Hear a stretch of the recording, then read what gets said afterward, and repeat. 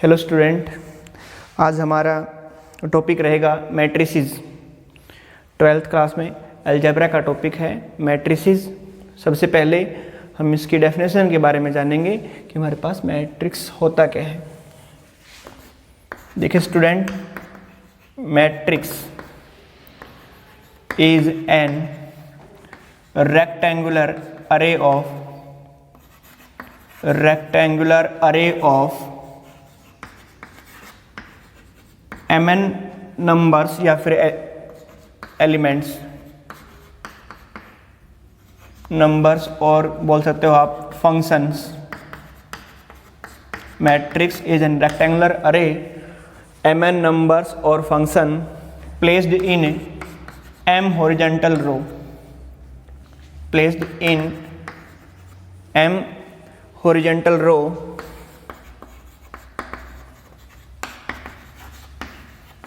और रो n vertical column।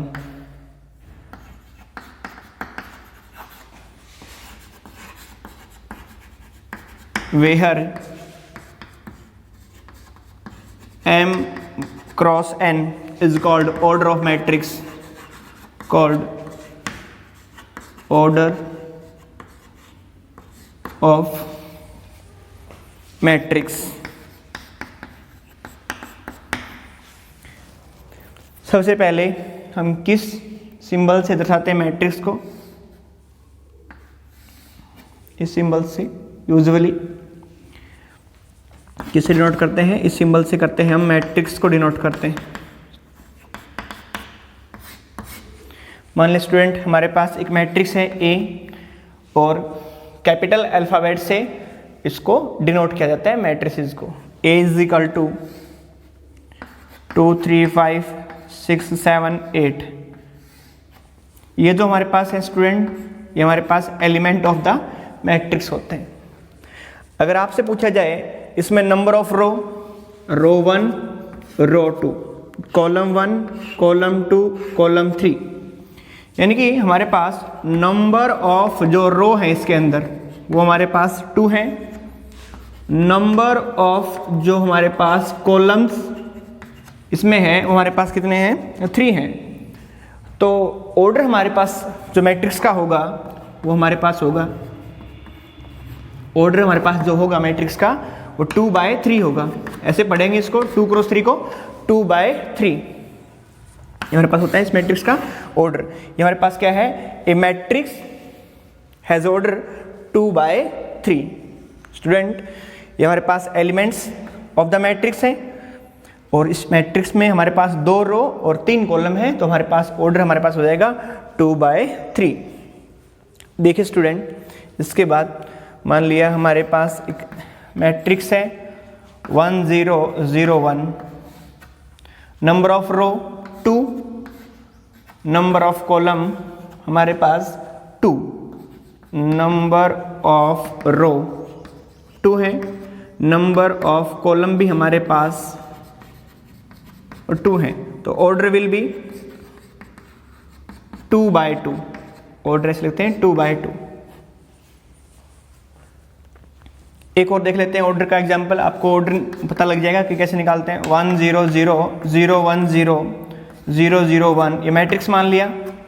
Number of row 3 1 2 3, number of column भी 3। तो order will be order of the matrix 3/3। इन दोनों की मल्टीप्लाई 9, तो टोटल नंबर ऑफ एलिमेंट इसमें 9 है, यानी कि 9 एलिमेंट का 3 हॉरिजॉन्टल रो और 3 वर्टिकल कॉलम में एक अरेंजमेंट कर रखा है और उस अरेंजमेंट को हम बोलते हैं मैट्रिसेस। सिमिलरली मान लिया हमारे पास ए मैट्रिक्स है, उसमें m हॉरिजॉन्टल रो हैं और n वर्टिकल कॉलम है, तो हमारे पास ऑर्डर यहाँ पे लिखा जाएगा m/n। m/n अगर ऑर्डर है, इसका मतलब कि मैट्रिक्स के अंदर m हॉरिजॉन्टल रो है, n वर्टिकल कॉलम है। तो टोटल नंबर ऑफ एलिमेंट हमारे पास कितने होंगे?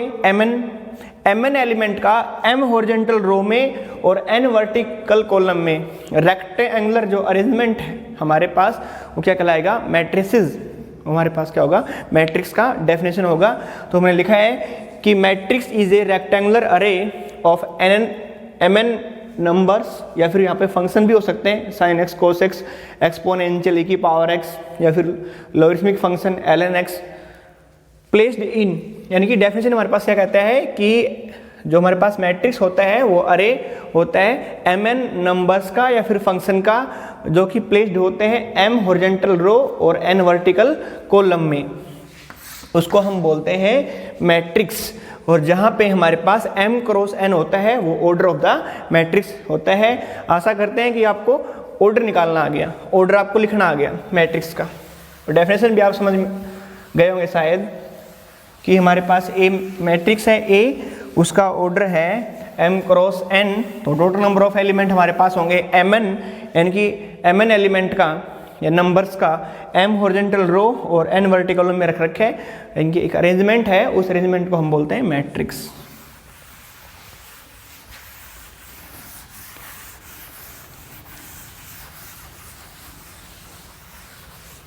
एक नोट लिखें student, matrix does not represent any value, matrix does not represent any value, represent any value. जैसे आपसे कोई पूछे फॉर एग्जांपल ए मैट्रिक्स है 1 2 3 4, इसका वैल्यू बताओ, तो हैज नो वैल्यू, मैट्रिक्स कोई वैल्यू को रिप्रेजेंट नहीं करता। अगला पॉइंट हमारे पास, अगला जो हमारे पास नोट होगा, मान लिया एक हमारे पास डिटर्मिनेंट है, ये सिंबल किसका होता है, डिटर्मिनेंट का। डिटर्मिनेंट होता क्या है, डिटर्मिनेंट एक वैल्यू को रिप्रेजेंट करता है, एक वैल्यू होता है, और वो वैल्यू में कैसे मिलती है, देखो मान लिया 1 1 2 2, सबसे पहले इस डिटरमिनेंट का ऑर्डर लिखेंगे। ऑर्डर तो वैसे लिखते हैं, नंबर ऑफ रो को काउंट करो, नंबर ऑफ कॉलम को काउंट करो, 2 रो है हमारे पास और 2 ही कॉलम है, तो ऑर्डर हो जाएगा 2 by 2।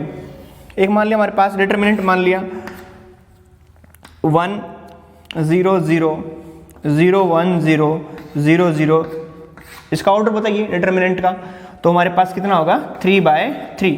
एक और लिख लिया, मान लिया हमने 1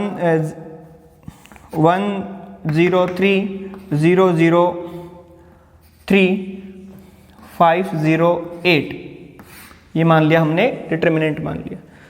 स्टूडेंट देखो order 2 by 2, order 2 by 2, order 3 by 3, 3 by 3 हमारे पास क्या है ऑर्डर, ये डिटरमिनेंट है। ये डिटरमिनेंट क्या होता है, एक वैल्यू को रिप्रेजेंट करता है, और वो वैल्यू हमारे पास यहाँ पे कैसे मिलेगी, अगर 2 by 2 ऑर्डर का डिटरमिनेंट है ना, तो उस वैल्यू को हम ऐसे निकाल सकते हैं, इन दोनों की मल्टीप्लाई कीजिए 2, अब बेटा इसमें से इन दोनों की मल्टीप्लाई को माइनस कर दीजिए, वो हमारे पास कितना आएगा -2, 2 - 2 0, यानी कि ये जो हमारे पास डिटरमिनेंट था वो एक वैल्यू को रिप्रेजेंट करता है हमेशा, और वो वैल्यू हमारे पास क्या है 0। ये हमारे पास डिटरमिनेंट है तो ये भी एक वैल्यू को रिप्रेजेंट करता है, एक वैल्यू देगा ये भी, और वो वैल्यू हमारे पास कितनी आएगी इसमें 0। 0 कैसे आई, ये हमारे पास एक नेक्स्ट चैप्टर है डिटरमिनेंट, उसमें हम इसको बेसिक से पढ़ेंगे, अच्छे से पढ़ेंगे। अभी देख लो कि इसका डिटरमिनेंट वैल्यू कितना आएगा 0 आएगा, सॉरी इसका 1 आएगा, इसमें 1 आएगा डिटरमिनेंट, और यहाँ पे हमारे पास डिटरमिनेंट वैल्यू कितना आएगा 0। ये हमारे पास डिटरमिनेंट है, ये हमारे पास डिटरमिनेंट है, तो ये हमें क्या देगा, एक वैल्यू देगा, वो वैल्यू हमारे पास क्या है 0। अच्छा आपको बता देता हूँ कि अगर कोई भी एक कॉलम और कोई भी एक रो 0 हो जाए, कंप्लीटली 0 हो जाए, तो वैल्यू ऑफ डिटरमिनेंट हमारे पास क्या होता है 0 होता है। देखिए ये सेकंड कॉलम है, वो हमारे पास कंप्लीटली क्या है 0, तो इसका डिटरमिनेंट वैल्यू हमारे पास कितना आएगा 0। बट जो नेक्स्ट हमारे पास चैप्टर है डिटरमिनेंट मैट्रिक्स के बाद, उसमें हम इसको डिटेल से पढ़ेंगे। देखिए इसका हमारे पास डिटरमिनेंट वैल्यू कितना आया 1, इसका हमारे पास डिटरमिनेंट वैल्यू कितना आया 0, इसका डिटरमिनेंट वैल्यू 1, इसका 0। तो डिटरमिनेंट हमेशा एक वैल्यू को रिप्रेजेंट करता है।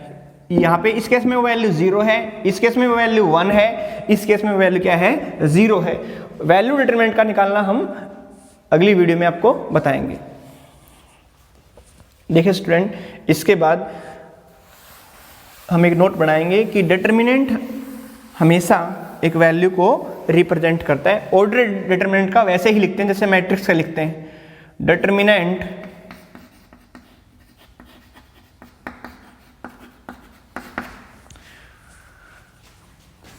Represent a value.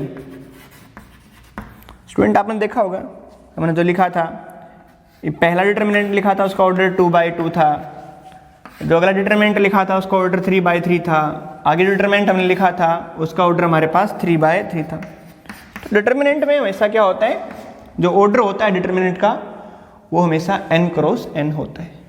मीन्स दो ही उसमें डिटर्मिनेंट उसी मैट्रिक्स का निकल सकता है जिसमें नंबर ऑफ रो और नंबर ऑफ कॉलम क्या हो बराबर। नंबर ऑफ रो भी 2 है, नंबर ऑफ कॉलम भी 2, मीन कि दोनों बराबर हैं। Number of row number of column क्या है बराबर, number of row 3 number of column भी 3 बराबर हैं, तो इसका डिटरमिनेंट।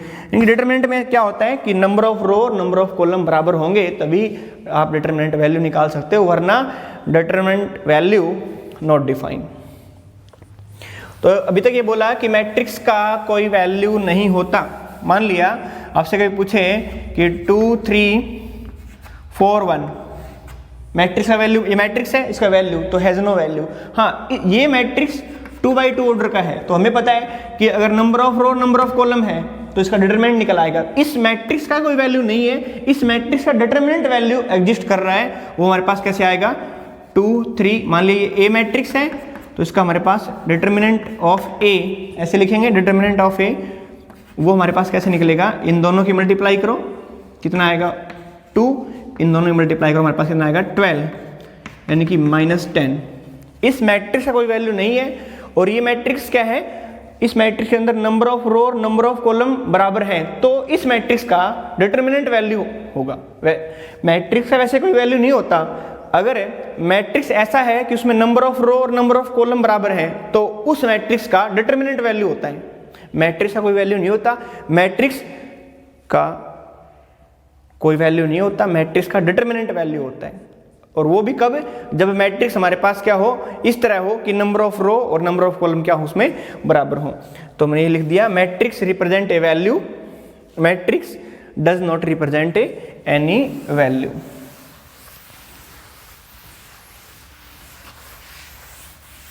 उसके बाद स्टूडेंट हमारे पास अगला जो पॉइंट है वो है a matrix of order, a matrix a of order m cross n can be written as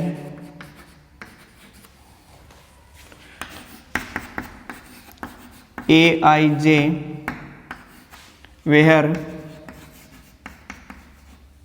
m cross n इसका ऑर्डर है, वेयर i जो हमारे पास है greater than equal to 1 less than equal to m होगा, और हमारे पास जो j है वो हमारे पास greater than equal to 1 and less than equal to हमारे पास क्या होगा n। फॉर एग्जाम्पल, यानी किसी भी मैट्रिक्स जिसका ऑर्डर क्या है m क्रॉस n है उसको हम इस तरह कंपैक्ट फॉर्म में लिख सकते हैं। जैसे मान लिया हमारे पास एक मैट्रिक्स स्टूडेंट 1 2 3 4 5 6 इसमें एंट्रीज हैं, तो ये हमारी जो प्लेस होगी ना स्टूडेंट उसको हम बोलेंगे A11, इस प्लेस को हम बोलेंगे A12 और इस प्लेस को हम बोलेंगे A13, इस प्लेस को हम बोलेंगे 21 एलिमेंट है ये, और ये एलिमेंट हमारे पास कौन सा होगा 22 और ये हमारे पास 23, और ये हमारे पास यहाँ पे जो एलिमेंट आएगा वो होगा 31 और यहाँ पे हमारे पास आएगा 32, हमारे पास आएगा 33। स्टूडेंट देखिए जनरल एलिमेंट लेते हैं aij, ये मतलब क्या होता है इसका एलिमेंट ऑफ, इसका मतलब होता है element of ith row and jth column. Student इनकी ith रो का एंड jth कॉलम का ये एलिमेंट है। स्टूडेंट मान लिया 31 है हमारे पास, 31 का मतलब क्या हुआ 31 का मतलब हमारे पास हुआ एलिमेंट ऑफ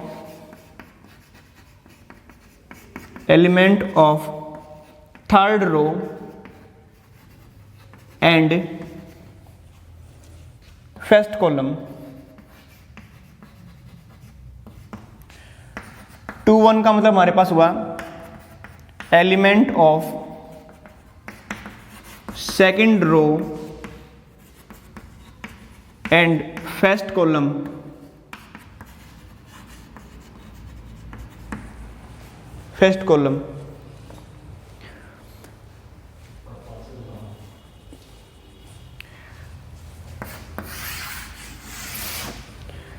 मान लिया स्टूडेंट हमारे पास एक मैट्रिक्स है ए 1 2 3 8 6 9 3 4 1। अगर आपसे स्टूडेंट पूछे कि इसका 3 2 एलिमेंट बताओ थर्ड रो और सेकंड कॉलम का, तो थर्ड रो हमारे पास ये है, ये फर्स्ट कॉलम हो जाएगा, ये सेकंड कॉलम हो जाएगा हमारे पास। तो थर्ड रो का और सेकंड कॉलम का एलिमेंट हमारे पास कितना होगा, 4 होगा, तो हमारे पास 4 हो जाएगा। अगर आपसे पूछे कि 3 3 बताओ थर्ड रो और थर्ड कॉलम का, थर्ड रो और थर्ड कॉलम में तो ये एलिमेंट आएगा स्टूडेंट हमारे पास हो जाएगा 1। अगर आपसे पूछे आप बताओ खुद अभी ये 2 1 एलिमेंट क्या होगा इस मैट्रिक्स का, 2 1 सेकंड रो और फर्स्ट कॉलम का, सेकंड रो ये और फर्स्ट कॉलम ये 8, हमारे पास क्या होगा 8। स्टूडेंट ये इस तरह हमारे पास इसको हम याद कर लेंगे कि हमारे पास जो आई जे होता है वो जर्नल एलिमेंट होता है, उसका मतलब होता है element of ith row and jth column. इसके बाद स्टूडेंट आप देखो हमारे पास एक क्वेश्चन ले लेते हैं इसी के ऊपर बेस।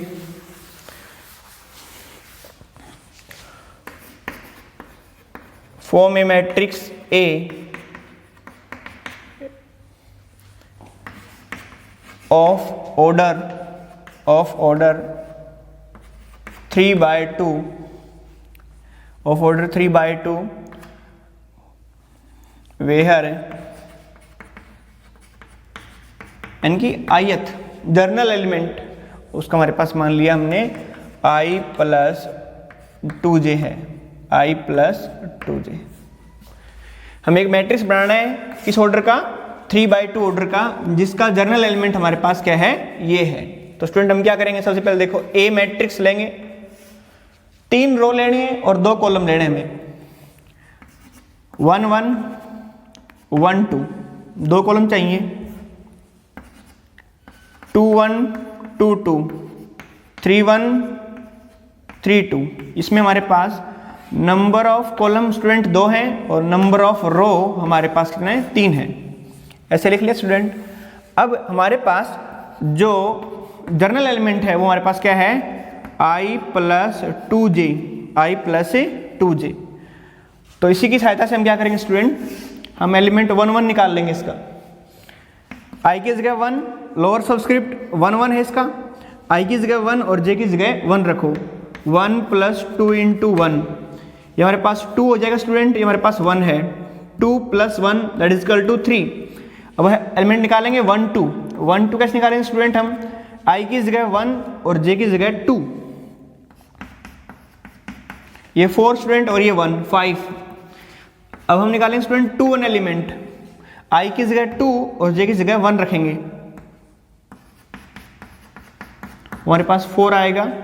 इसके बाद देखो आप 2 2 एलिमेंट निकालो, 2 + 2 × 2 6, फिर हमारे पास 3 1 आएगा स्टूडेंट, 3 + 2 × 1 5, फिर हमारे पास 3 2 आएगा, 3 2 मीन्स i की जगह 3 और j की जगह 2 रखो, i की जगह 3 + j की जगह 2, 4 और 3 7। स्टूडेंट हमारे पास ये सभी आ चुके हैं, तो अब इसको मैट्रिक्स को लिख सकते हैं a = 1 1 हमारे पास आया 3, हमारे पास आया 5, हमारे पास है 4, हमारे पास 6, ये 5 और हमारे पास क्या है 7। ये हमारे पास इस तरह इस क्वेश्चन को हम पूरा कर लेंगे। ठीक है स्टूडेंट, इसके बाद हमारा नेक्स्ट पार्ट है, उसमें सिलेबस को आगे बढ़ाएंगे।